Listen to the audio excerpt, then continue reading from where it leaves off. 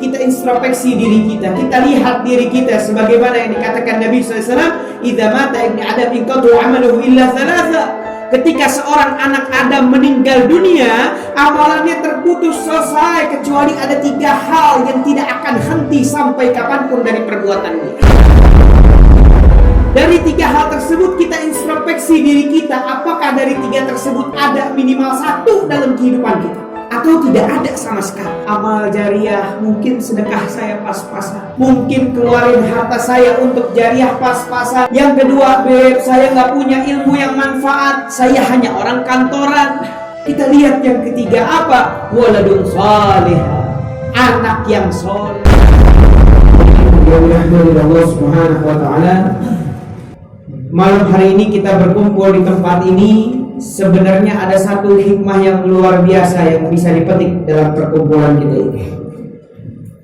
Perkumpulan ini adalah perkumpulan bukti berhasilnya seorang orang tua yang sukses mendidik anaknya, sehingga ketika orang tuanya sudah wafat sekalipun, anaknya tidak lupa untuk selalu mengajak orang-orang sekitarnya, kerabatnya, teman-temannya semua untuk mengingat kembali atas orang tuanya.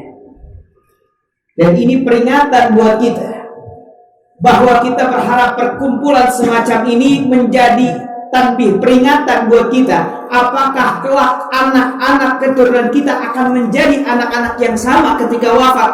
Seminggu, 2 minggu, 40 hari, sebulan. Apakah hanya 3 hari diingat lalu lupa kepada orang tuanya? Ini peringatan buat kita. Oleh sebab itu hadirin yang dirahmati oleh Allah Subhanahu wa Ta'ala, sebagaimana dijelaskan dalam Al-Quran, kullu nafsin dha'iqatul maut, yang bernyawa pasti akan kembali. Kenapa? Karena konsekuensi seorang hidup pasti ada mati. Itu udah konsekuensi, udah ada sebuah kepastian yang Allah tetapkan.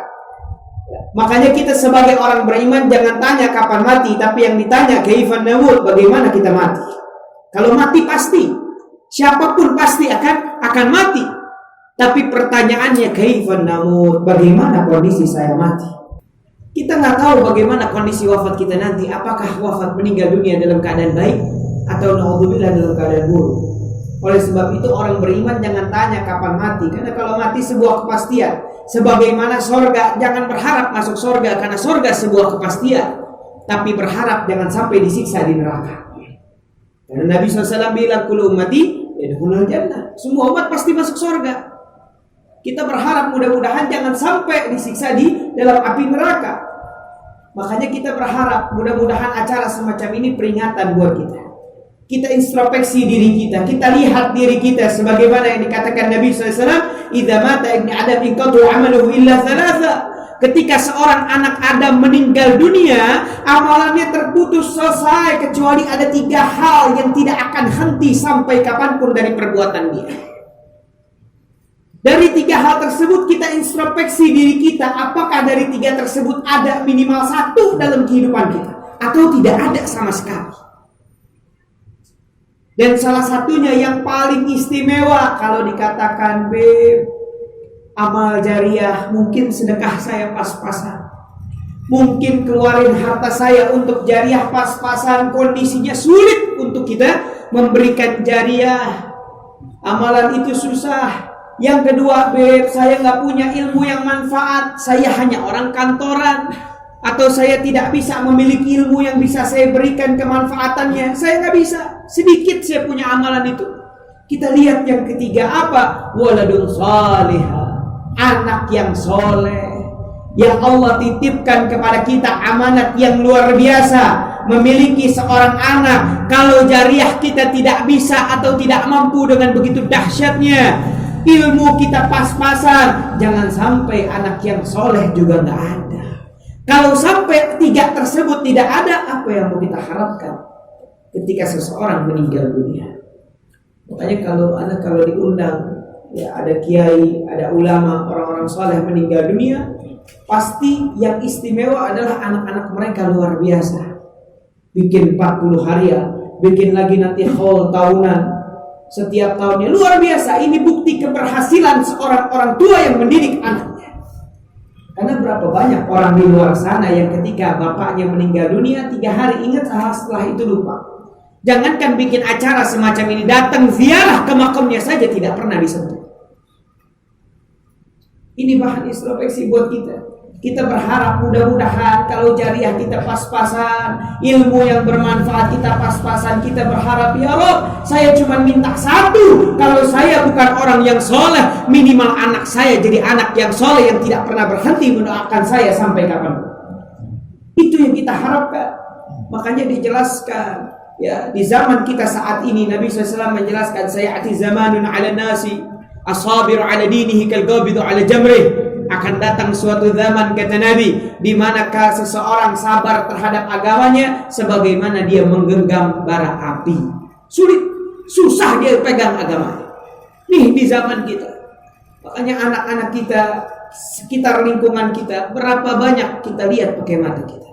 Mungkin yang hadir di tempat ini bapak-bapak yang memiliki keturunan, kalau saja mengetahui anak keturunannya menggunakan narkoba, kira-kira apa yang akan dilakukan?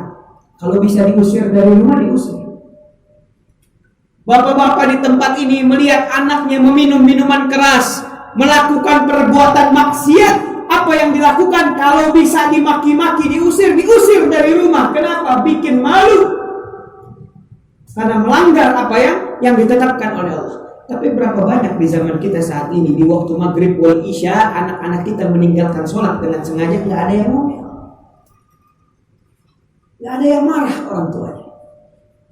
Azan maghrib berkumandang, anaknya asyik dengan mainannya, dengan elektroniknya, dengan kehidupannya, nafsi-nafsi orang tuanya sendiri, anaknya sendiri. Tidak ada yang marah, tidak ada yang ngomel, tidak ada yang membenci perbuatan tersebut. Kenapa? Karena ini zamannya. Kalau saja anak kita mencuri, dia minta ampun, taubat kepada Allah, Allah ampunkan. Tapi ketika anak kita meninggalkan sholat dengan sengaja, Nabi katakan, man taraka shalah muta'ammidan faqad kafar. Siapa yang meninggalkan sholat dengan sengaja, maka dia telah kafir secara terang-terangan, kata Nabi. Melihat anak buat dosa yang kalau dia minta ampun, diampuni oleh Allah. Tapi ada satu perbuatan yang dia tinggalkan dengan sengaja, maka menyebabkan kekafiran dalam dirinya, kita diamin. Kita nggak peduli, naudzubillah. Kita berharap tidak ada yang kita harapkan di dunia ini kecuali hadiah yang istimewa dari Allah, yaitu saya punya anak dan keturunan yang tidak pernah lupa terhadap saya sebagai orang tuanya. Tahu siapa ini yang mendidik dia dari kecil, tahu siapa yang membimbing dia dari kecil, tahu siapa yang mengajarkan dia dari kecil, diajarkan kepada anak-anak kita. Karena zamannya sudah seperti ini. Alhamdulillah, Allah jaga kita semua. Ya. Kita punya warisan, makanya di zaman sekarang kalau kita nggak punya ilmu, serahkan kepada orang-orang yang berilmu. Minimal anak saya nggak jadi kayak saya dah. Kalau kata orang dulu begitu, Beb saya nggak bisa ngaji, jangan sampai anaknya nggak bisa ngaji. Beb saya begini, sholat bolong-bolong, jangan sampai anaknya ikut-ikutan. Alhamdulillah minta. Karena ini penerus. Ya, berapa banyak orang-orang di luar sana yang orang tuanya meninggal pakai MP3 di kuburan. Dan sama aja ngaji juga. Kesian, naudzubillah min dzalik. Kita jangan sampai, naudzubillah, mudah-mudahan enggak ada di antara kita. Amin. Ya, kita jangan sampai. Ini zamannya sudah berubah, zamannya sudah beda. Kalau bukan kita yang pegang teguh apa yang diajarkan Allah dan Rasulnya, tidak harus dengan sesama muslim, minimal keluarga kita, lingkungan kita, anak keturunan kita, bagaimana mereka menjadi fondasi buat kita kelak nanti di hari kiamat.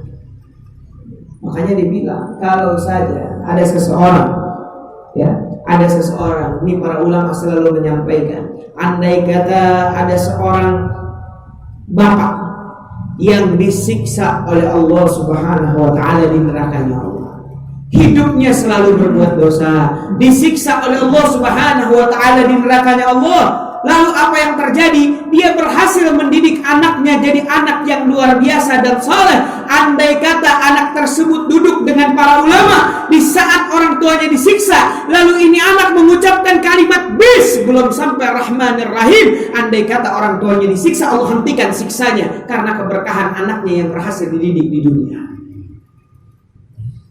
Dan berbagai macam hadis Nabi SAW dijelaskan, andai kata orang tua yang terseret dalam nerakanya Allah, ketika anaknya dididik jadi anak yang soleh, luar biasa, bakti, taat kepada Allah dan Rasulnya, Apa yang dilakukan ini anak? Memberikan syafaat kepada orang tuanya. Ditarik orang tuanya ke dalam surganya Allah Subhanahu wa ta'ala. Kenapa? Karena ini anak memiliki kedudukan yang tinggi di sisi Allah. Tapi kalau orang tuanya rajin ibadah, orang tuanya ahli sujud, ahli salat, sujudnya nggak tinggal, ke masjidnya luar biasa 5 waktu, ngajinya bisa berapa kali hatam sekalipun, rajin, taat, tunduk patuh kepada Allah luar biasa, tapi dia punya anak, hidupnya selalu maksiat. Ketika nanti di hari kiamat, ini anak minta pertanggungjawaban kepada orang tuanya. Ya Allah, saya bisa seperti ini kan orang tua saya tidak pernah mengajarkan saya di dunia.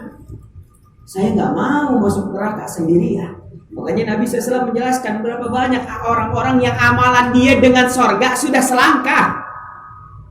Kaki dia ini masuk surga sudah selangkah, tapi Allah gelincirkan ke dalam nerakanya Allah Subhanahu wa ta'ala karena penyebab-penyebab orang-orang yang ada di sekitar dia yang menyebabkan dia terjerumus dalam nerakanya Allah. Kullukum ra'in wa kullukum mas'ulun an ra'yati. Setiap dari kalian adalah pemimpin dan setiap pemimpin bertanggung jawab atas apa yang kalian pimpin.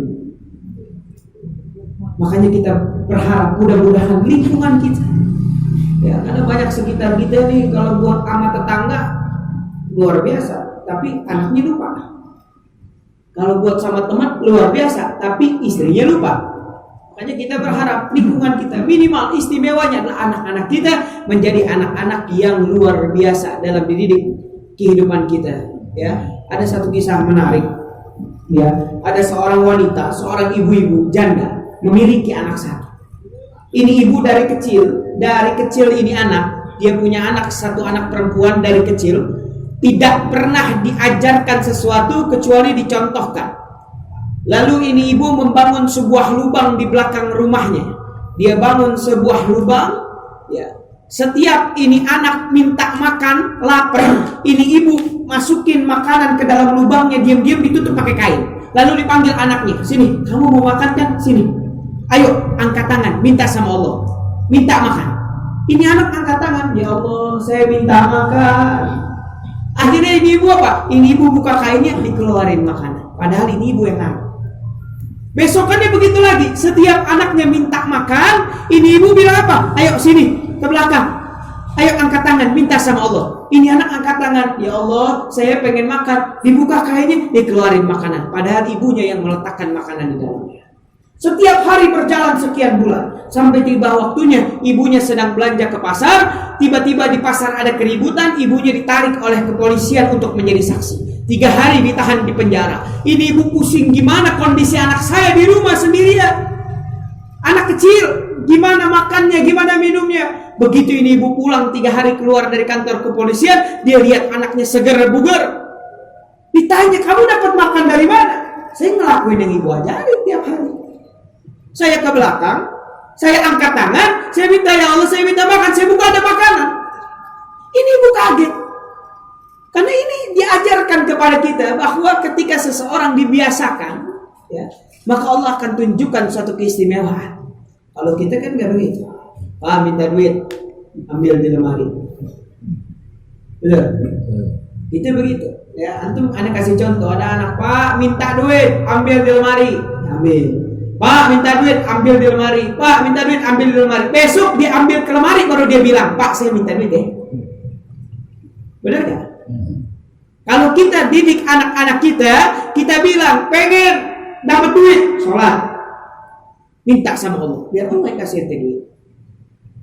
Ketika kita sudah gak ada, anak-anak kita tahu kemana dia harus pergi.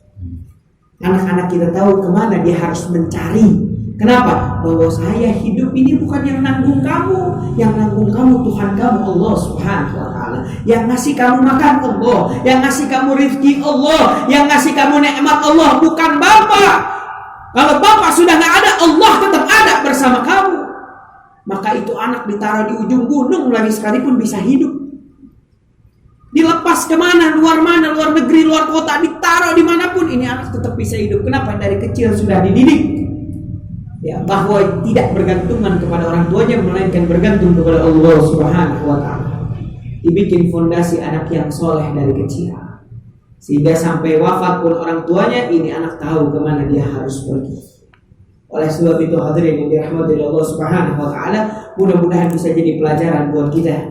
Kita berharap anak-anak keturunan kita bisa jadi anak-anak yang dibanggakan Allah dan Rasulnya, yang selalu menyebut nama Allah dan Rasulnya, yang selalu bisa menjadi anak-anak yang tergarda terdepan di barisan orang-orang soleh, para ulama, para salihin, para anbiya. Itu yang kita harapkan. Habib Umar bin Muhammad bin Salim bin Habib pernah bilang, ya, beliau katakan betapa beruntung malayin fil ardi masyrufina li ghairi wa antum tajlisuna wa taquluna ya Allah.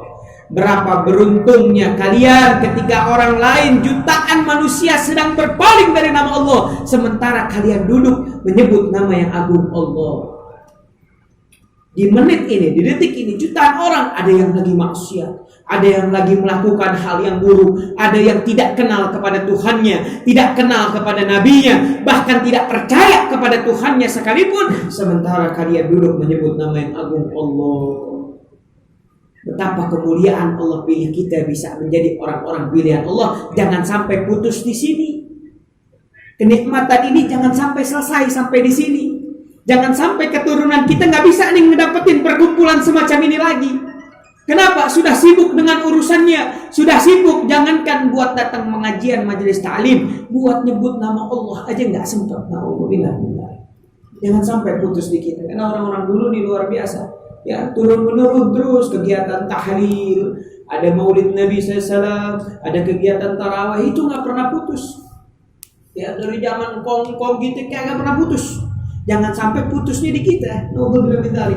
Kitanya rajin, kitanya taat, kitanya luar biasa, tapi begitu punya anak, anaknya kagak ngerti apa itu kiai, nggak ngerti apa itu Rasulullah SAW, tidak ngerti siapa Tuhannya. Ya, karena saya pernah dapetin, saya ketemu satu orang, dia nanya, ngobrol, kita tanya, inti agamanya apa? Karena Islam. Ini tahun sekarang nih, bukan tahun jadul. Islam. Nabi itu siapa? Kalau nggak salah Muhammad. Kalau nggak salah Muhammad. Syuf, 2021 masih ada orang yang kalau nggak salah Muhammad. Coba kita tanya anak-anak kita, siapa Nabi Adam? Siapa? Kira-kira anak-anak kita, karena kita nggak sadar, kita pikir anak-anak kita luar biasa, ngajinya cakep, apa? Coba tanya. Pernah nggak kita tanya, kamu kenal nggak sama Rasulullah SAW? Kamu kenal nggak sama sahabatnya Rasulullah SAW? Kamu kenal nggak sama keluarganya Rasulullah SAW? Kamu kenal nggak sama para nabi? Kenal nggak sama para malaikat? Kenal nggak? Jarang kita mengajarkan anak-anak kita secara langsung seperti itu. Makanya mudah-mudahan pulang dari sini bisa membawa hikmah yang bermanfaat, dan bisa introspeksi diri kita, bisa memperbaiki diri kita, dan mudah-mudahan duduknya kita di tempat ini menjadi pahala yang mengalir buat orang tua beliau. Ya, terus mengalir, dan mudah-mudahan doa-doa kita, wasilah kita berkumpul di tempat ini, Allah jadikan kebahagiaan buat almarhum. Ya Allah, jadikan jariah yang luar biasa buat almarhum, dan ilmu-ilmu yang beliau sampaikan, yang beliau kasih hikmah buat semuanya, mudah-mudahan bisa bermanfaat. Amin ya rabbal alamin. Wa sallallahu alaihi wasallam Muhammad wa ala alihi wasallam. Walhamdulillahirabbil alamin.